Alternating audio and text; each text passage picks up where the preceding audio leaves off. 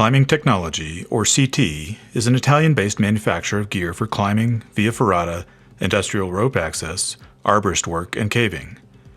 They are not to be confused with ClimbTech, which is a Texas-based company that also manufactures some of the same types of equipment. CT has been around for more than 30 years and directly competes with Petzl in many product areas. They make a series of ascenders, also known as rope grabs, that are of interest to cavers, including handled and handleless models, a chest ascender, and foot ascenders, all of which have uses in various caving single rope technique systems. Their Chest Ascender Plus and Ascender Simple Plus borrow design elements from the original Petzl Kroll and Basic. Many cavers were disappointed when Petzl changed these designs, and many of those cavers switched over to CT. CT also makes ascenders that are private labeled for other brands, the Advanced Base Camp ascenders, which are now discontinued, and many of the current Edelrid and Cypher branded ascenders are made by CT.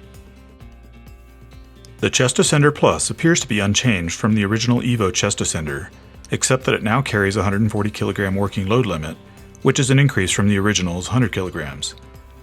It's rated for use on ropes from 8 to 13 mm and carries many of the usual certifications including CE, UIAA, and EN. The anodized aluminum frame is stamped from 4 mm thick aluminum, and it's equipped with a chrome-plated steel cam.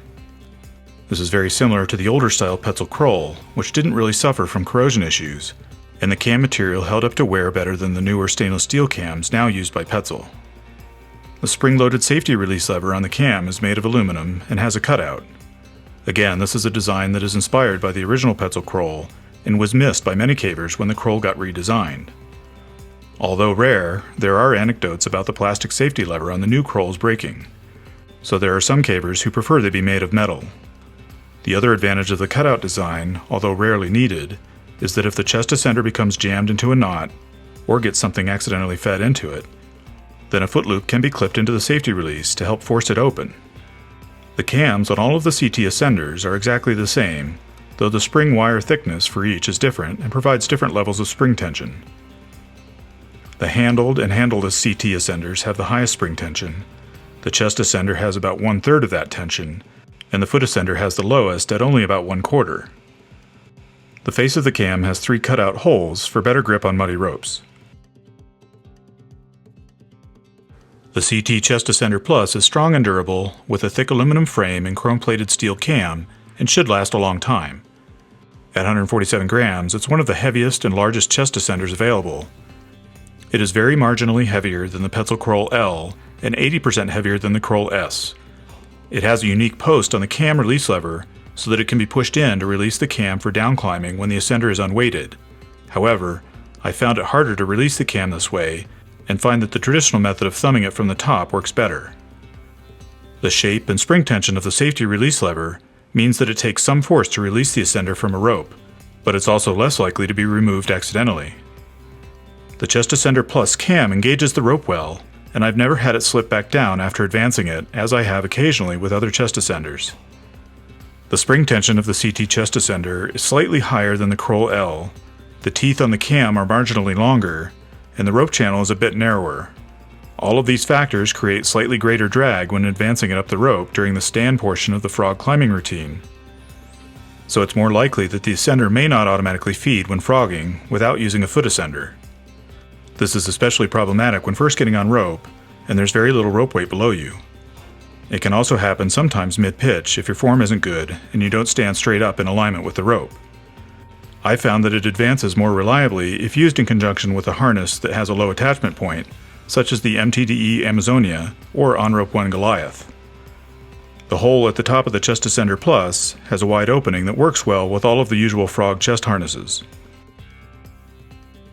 Things I like about the CT Chest Ascender Plus are the durability and build quality. I also like the metal construction and cutout of the safety release lever, even though it's a little harder to disengage than some of the other designs. It's also one of the most reliable chest ascenders for gripping all diameter ropes even when wet or muddy. And it's also one of the least expensive chest ascenders at around $65. Things I don't like are that the ascender doesn't always advance up the rope smoothly. This won't be a problem if you always use a foot ascender, but I don't use a foot ascender most of the time, and having the rope come up with you when you stand up is extremely frustrating and tiring.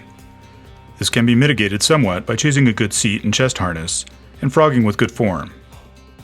I do recommend the CT Chest Ascender Plus, although I still personally prefer the Petzl Kroll L.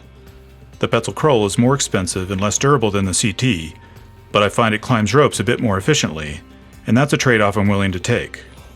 Your priorities may be different depending on the types of caves you frequent. CT also makes the Chest Ascender Plus HC, where the HC stands for hard coating.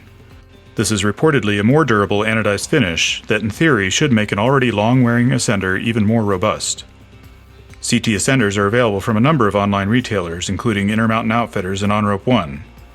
For a comparison of chest ascenders, go to the Caving Gear section of my website at derrickbristol.com.